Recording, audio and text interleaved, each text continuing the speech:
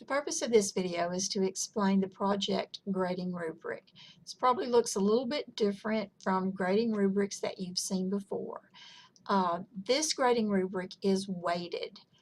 You will notice that to make an A is 100%, B is 85%, C is 75%, D is 60%, and an F is 0%. Rubrics are mysterious to me, and I've tried to play around with them to make them make sense. I've asked several people, after I designed this rubric, I asked several people to give me their feedback on it, and I think it makes sense. I think it will be a fair way to grade your projects. You will notice that the basic requirements will be 25%. That's the checklist that I gave you on the project guidelines. The content, which I think is the most important, is worth 50% of your total 100 points or 50 points. I want to know that you understand what you're talking about. So the content is worth 50%. Your organization, how it looks, how you present it is worth 15% or 15 points. Graphics or visuals are worth 10%. This also includes, if you look at the bottom, the presentation quality. Lightness, darkness, sound. Some of the things you've given me have been so dark that I can't see your face. So I do want to include the quality of what you do in this 10 points. It's all mathematical, and I'm not a math person, but I ran this by my math specialist here, and she said it does make sense. She thinks I'm really giving you too much credit to give you 60% for doing almost nothing, but I can live with that. This is a mathematical formula. So, for instance, if you make 85, all you're going to do is plug that 85 into this percentage blank right here. Multiply 25 times 85%, and that gives you A. So whatever the points you make on content, you multiply that percentage, 100%, 85%, 75%, 60%, times 50, and that gives you B. At the bottom, you will notice you will add your A, B, C, D to get your total grading, your grade for this.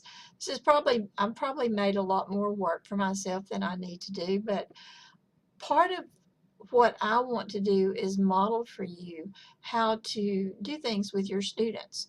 You know, I know most of you just totally average your grades. Grades for this course are not averaged.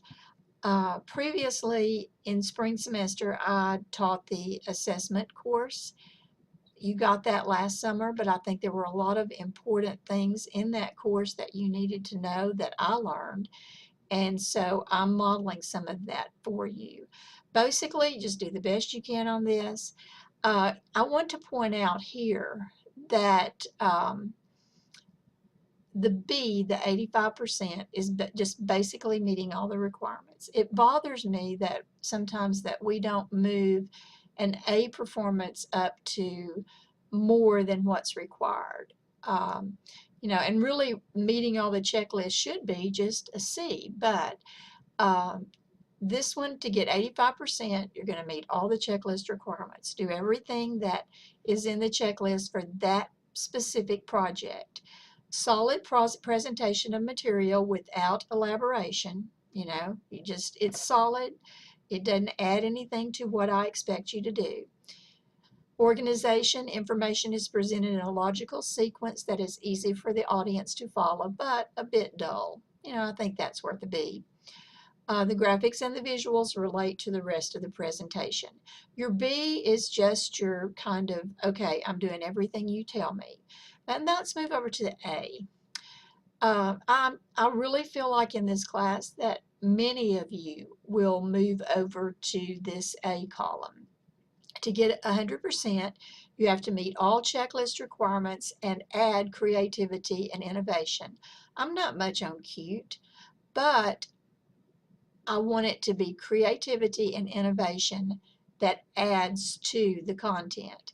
Okay, basically those two are related in that for the content, you have a full grasp, more than needed, of the material. To get a B, it's a solid presentation of the material without elaboration. But to get an A, you show me that you have a full grasp of the material. Information is presented in a logical sequence, interesting sequence, and is easy for the audience to follow. The contrast here is, a bit dull. You're just telling me what I want to know, but you're going to make it a little bit more interesting to get an A. Graphics and visuals are easily visible, and they explain and reinforce the rest of the presentation instead of just relate to the rest of the presentation. They add something to it. I'm not going to go over the C and the D because, I feel like most of you are going to be in this A and B. And especially if I tell you what you have to do to move up to an A, that's my challenge to you. Because many of you can do that. And it's not something that takes a lot of time, but it just takes, telling me what you know, showing me what you know, showing me that you have a full grasp of the material. So if you have any questions about this, let me know.